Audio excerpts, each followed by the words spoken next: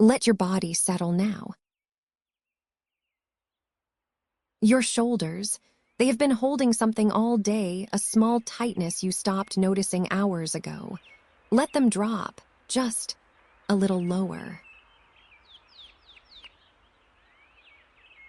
Your hands, where are they resting? The small warmth of the palms, you are not holding anything. Let the fingers go soft.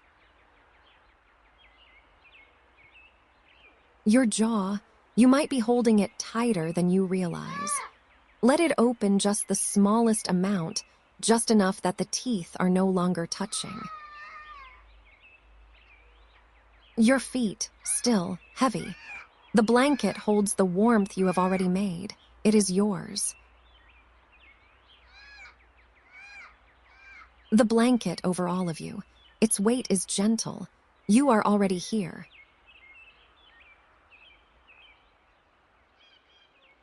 There is nothing you need to solve right now. Nothing to plan, nothing to track, nothing to remember. Whatever did not get done today, it will keep. It will all be there tomorrow. Tonight there is only this.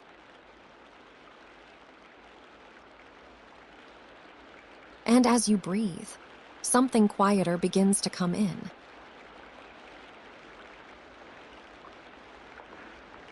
You are in a small Hanok village in a valley below the Sobaek mountains, in the old province of Gyeongsang.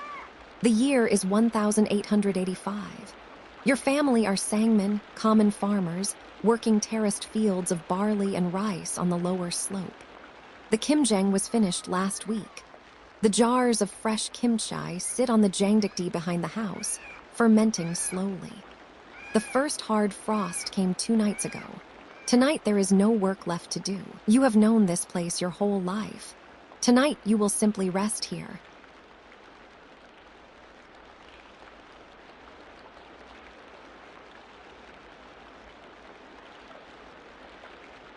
The floor of the room is warm. This is the ondol. Below the floor stones runs a long flue. At one end of the house, the agungi, the kitchen firebox, has been burning slowly since late afternoon.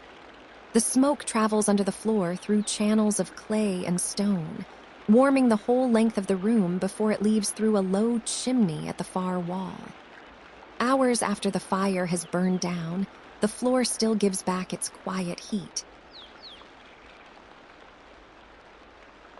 You are lying on a yo, a thin cotton mat, laid directly on the warm floor. The ibul, a heavy cotton quilt, is pulled up to your chin. The warmth comes from below, soaking up through the yo into your back, into the soles of your feet. It is not the sharp warmth of fire. It is the slow, even warmth of stone that has been holding heat for a long time. The smell of wood smoke is faint in the room, pine and oak from the agungi, drifting up through small cracks in the floor. Somewhere beneath the boards, a small tick as the warm stone settles against the cool stone beside it. Then nothing. Then again, further off. The ondol does not need watching. The fire has done what it needs to do. The floor will hold its warmth until morning.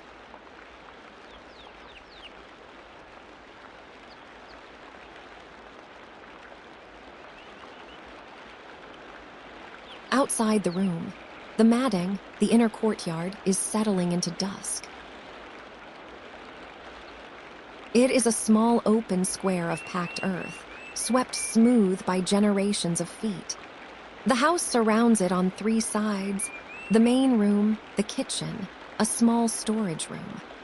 The 4th side is a low wall of stacked stone with a wooden gate, and the gate is shut for the night. Along the back of the courtyard, raised on a low platform of stones, the jangdokdae stands. The platform is built higher than the yard, so air moves underneath the jars, so no rain pools at their feet. The jars are dark and round-bellied, glazed in browns and deep reds, each one fitted with a heavy lid. Some hold doenjang, the thick soybean paste. Some hold gochujang. Some hold the new kimchi from last week, beginning its slow, private fermentation under the cold.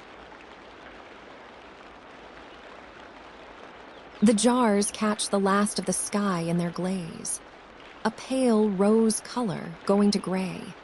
They look like sleeping things, round, patient, full of something that does not need to be hurried. The chickens have already gone in. A single magpie calls once from the persimmon tree by the gate and is quiet.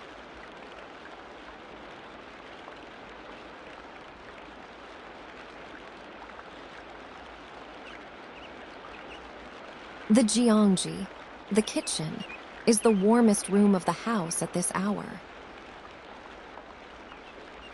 It sits half a step lower than the rest of the floor, its earthen ground packed and dark.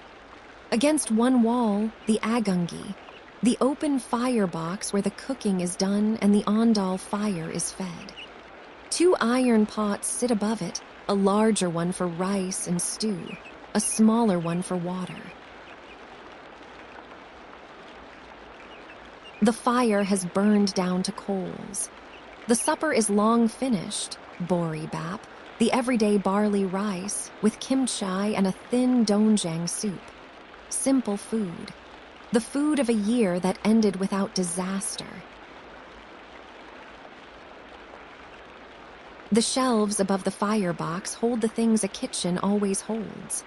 A wooden rice scoop, a row of small earthenware bowls, a bundle of dried gasari fern hanging from a nail. The smells are old and layered. Wood smoke, fermented soybean, sesame oil, the faint sour note of kimchi. The kitchen is finished with the day. The fire will burn through to embers and then sleep. The pots will sit cooling. There is nothing more this room needs.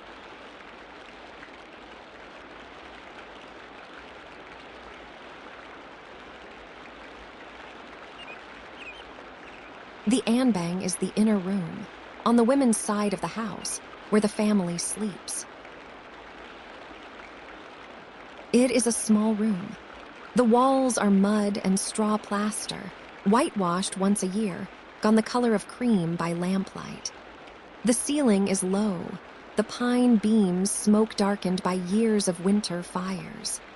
A single oil lamp sits on a low chest in the corner, its flame steady inside a small paper shade. The windows are hanji paper made from the inner bark of the mulberry tree, pasted onto a wooden lattice. By day, the hanji lets in a soft white light. By night, with the lamp behind it, the paper glows a warm amber, and from outside the room looks like a small held breath of light in the dark. A wooden chest, lacquered dark, sits along one wall. Inside it, the spare ibul folded, the family's festival clothes, a small bundle with a few coins and an old bronze hairpin. There is very little in this room. What is here belongs. The lamp flickers. The paper window softens its light. The room holds its small, warm air.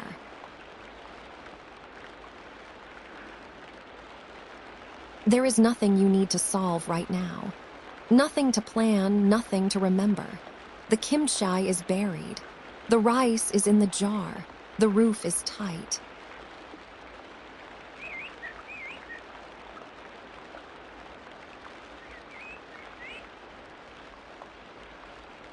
Under the eaves of the house, the persimmons are hanging. They were peeled 3 days ago, the orange skin coming off in long curling ribbons. Now they hang from the rafter under the eaves, dozens of them, threaded on straw rope, slow drying in the cold, dry air into Gyeongsang. By the time the deep cold comes, each one will be dusted with a soft white bloom of natural sugar, the inside dark amber and impossibly sweet. The orange of them is very bright against the dark wood of the eaves. Even at dusk, they hold their color. They sway very slightly in the small evening breeze. A faint, sweet smell, fruit and cold air, and something like honey comes from where they hang. The persimmons do not need anything. They are doing their own slow work, the way the kimchi in its jars is doing its own slow work. Everything that needs to ripen is ripening. Everything that needs to keep is keeping. A single fruit drops a little on its rope and is still.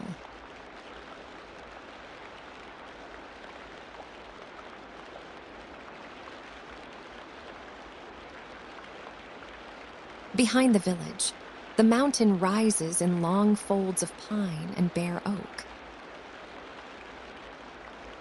The pines are red-trunked, crooked, holding their dark green needles all winter. The oaks have lost their leaves, their bare branches standing against the early stars like ink strokes drawn fine and patient. A narrow path goes up between the trees, used by the men who go up for firewood, by the children who go up in spring for wild greens. The smell of the mountain at this hour is pine resin and cold stone, and the dry smell of fallen oak leaves. A small spring runs somewhere off to the east.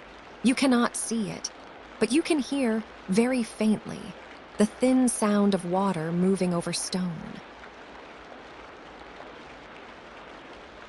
A deer moves once far up the slope, a dry crack of frosted leaves, then nothing.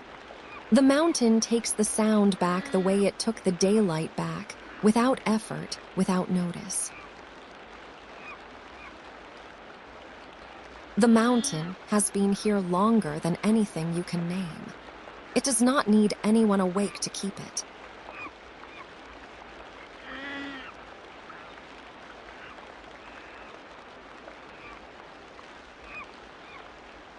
Below the village, on the far side of the rice fields, the stream runs through stones. It comes down from the mountain, the same spring you can hear from the path, and widens here into a shallow watercourse maybe 3 steps across. The women come here in the warm months to wash cloth at the bank. In autumn, the water is too cold, and the washing is done at the well in the courtyard. Tonight the stream is running quietly. The level has dropped with the cold. The stones at the edge are rimed pale where spray has frozen. The water is dark and small and very clear, moving in the patient way of streams that know where they are going. A wooden water wheel stands further down, used for hulling rice in the harvest weeks. It is still now, the water led around it through a channel for the night. A faint drip where the channel rejoins the stream. A pause, another drip, a small rhythm. Somewhere in the village above, the slow wood-on-wood sound of a dadeumi, a neighbor ironing winter cloth by the soft pounding of 2 wooden bats on a smooth stone. The rhythm is gentle and even. Then it stops. Then it starts again, quieter.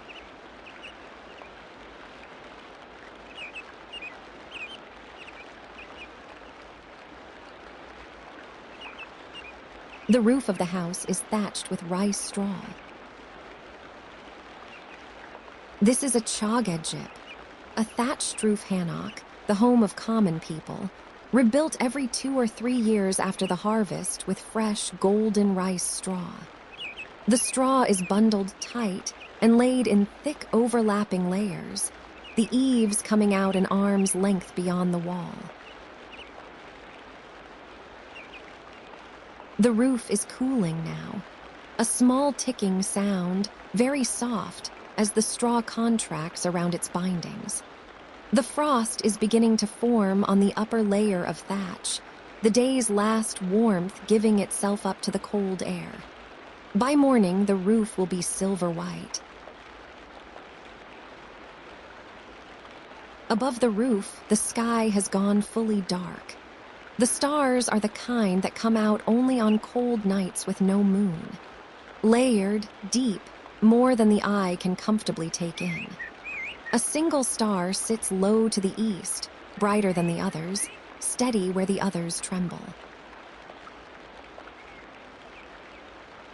There is no other light anywhere. No road glow, no town glow.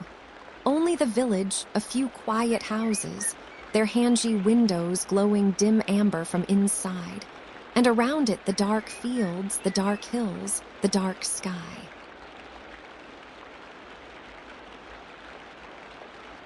There is nothing you need to solve right now. The roof keeps the rain. The walls keep the wind. The floor keeps the warmth. Everything that needs to keep is keeping.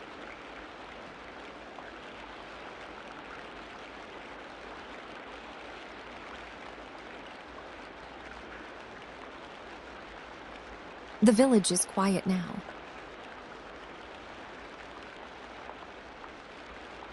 The agungi has burned down to its last red coals.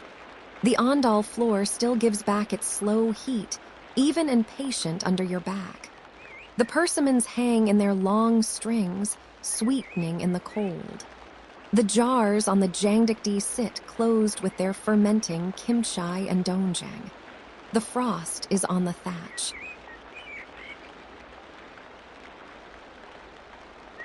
The hanji window glows dimly with the lamp that has been left to burn down on its own. The amber light it makes is small and only as much as the room needs. The ceiling beams hold what they have always held.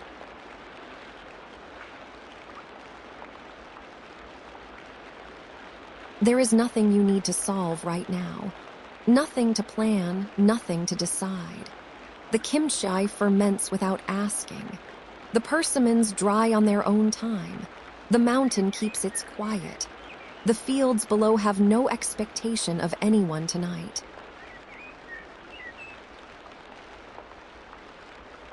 Your body is heavy. The ibul is warm. The yo is soft beneath you. The floor is the steady warmth of stone that has been holding heat all evening. The smell of pine smoke is faint and old in the air.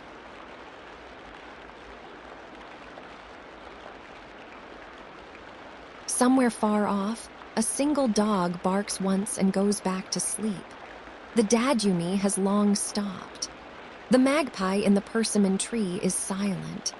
The wind moves through the pines on the slope and arrives at the roof already softened, already nearly nothing.